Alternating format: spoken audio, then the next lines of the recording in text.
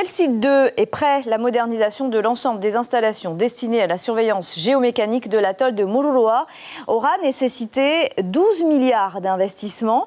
Après 3 ans de travaux, les autorités civiles et militaires de Polynésie française ont inauguré hier le fameux système de surveillance des falaises coralliennes et des loupes de calcaire. Grâce aux capteurs sismiques et au réseau de mesures en profondeur, le commissariat à l'énergie atomique est informé du risque d'effondrement ou de glissement autour de l'atoll sur lequel ont été réalisés, vous le savez, 193 essais nucléaires. L'armée assure aujourd'hui que le risque est très faible et qu'une contamination radioactive n'est pas à craindre. Comment peut-on en être sûr alors que des dépôts radioactifs ont bien été retrouvés dans des sédiments? Est-ce que si demain le glissement d'une masse importante de calcaire se produisait, les populations des atolls voisins ne seraient pas en danger? Je vais tout de suite poser la question au contrôleur général des armées, chef de la mission Telside 2, qui va nous rejoindre sur ce plateau. Paul Fouillon, bonsoir. Bonsoir. Merci d'être sur ce plateau ce soir. C'est un chantier d'envergure, je le disais, qui vient de se terminer sur l'atoll de Mururoa. Comment être sûr donc que les données dont disposera désormais le CEA seront plus fiables et que la Polynésie est mieux armée, donc aujourd'hui, en cas d'effondrement d'un bloc de falaise ou d'une masse de calcaire? En tout cas, mieux armée pour le prévenir. Mais pour une raison toute simple, c'est que les capteurs actuels ont été mis en place entre 1994 et 1997. Donc ils approchent de leur limite d'âge, entre guillemets. Et les capteurs que l'on a mis dans le cadre du projet Telside 2, qui est maintenant un système en fonctionnement, sont des capteurs beaucoup plus modernes et qui permettent d'avoir des informations encore plus précises. Donc on aura des informations plus précises. Une vingtaine d'entreprises ont été mobilisées pour réaliser ce chantier.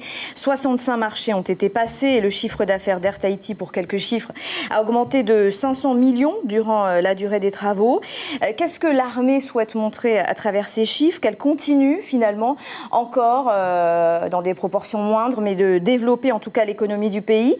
Est-ce que ce n'est pas normal d'effectuer cette surveillance, un devoir même vis-à-vis de la Polynésie? Mais oui, c'est un devoir d'effectuer cette surveillance. Donc, quand la question s'est posée un petit peu avant 2013, quand on a présenté tout ça au ministre de la Défense d'alors, il a vraiment affirmé que la priorité du gouvernement était la protection et la sécurité des populations, et c'est la raison pour laquelle il a décidé de faire ce projet, ce système Telside 2. Mieux prévoir qu'il va y avoir un effondrement, ça c'est sûr, ça n'empêchera pas qu'il se produise.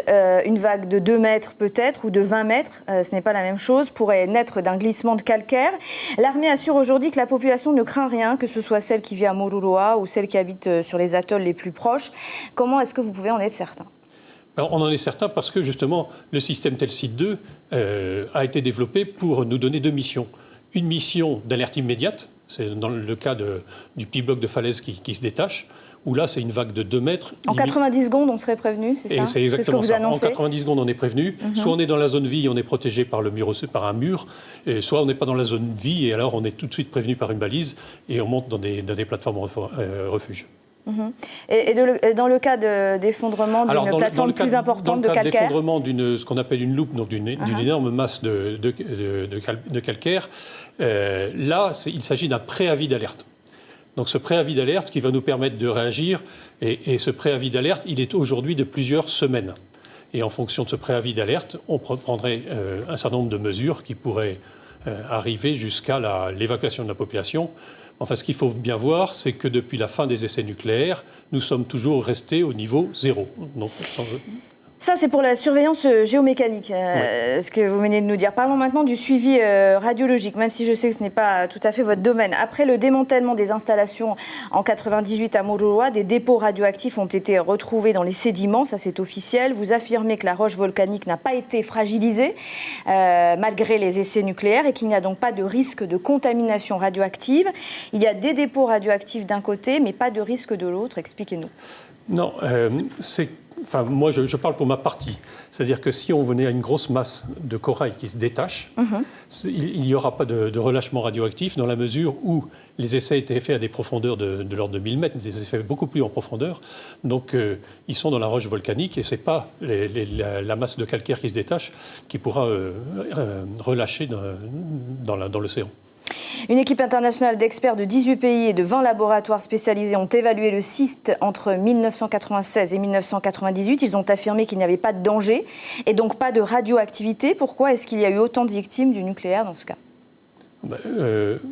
C'est pas mon domaine. Je peux parler d'autant de victimes du nucléaire. C'est un domaine qui... je suis vraiment spécialisé dans ma géomécanique et je ne peux pas répondre à cette question.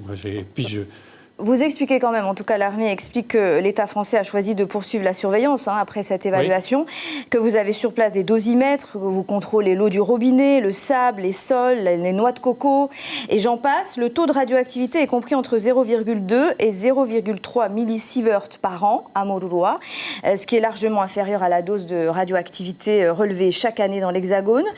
Pourquoi aujourd'hui une partie des Polynésiens continue de croire que l'armée leur ment et qu'ils sont en danger ? Mais ça, c'est une chose qui est un petit peu incompréhensible parce qu'on a quand même beaucoup communiqué et en particulier, on a créé une commission d'information sur les anciens sites d'expérimentation nucléaire dans le Pacifique. Et lors de cette commission d'information, on explique aux élus, aux associations et à tous les officiels polynésiens tout ce qui est fait. Donc cette commission s'est réunie 4 fois, elle s'est réunie avant-hier. En plus de ça, on a invité les associations à aller à Mururoa. Donc, on communique et puis tous les documents relatifs à la radioactivité ou à la surveillance géomécanique sont d'accès libre sur le site du ministère des Armées et sont diffusés grandement en Polynésie.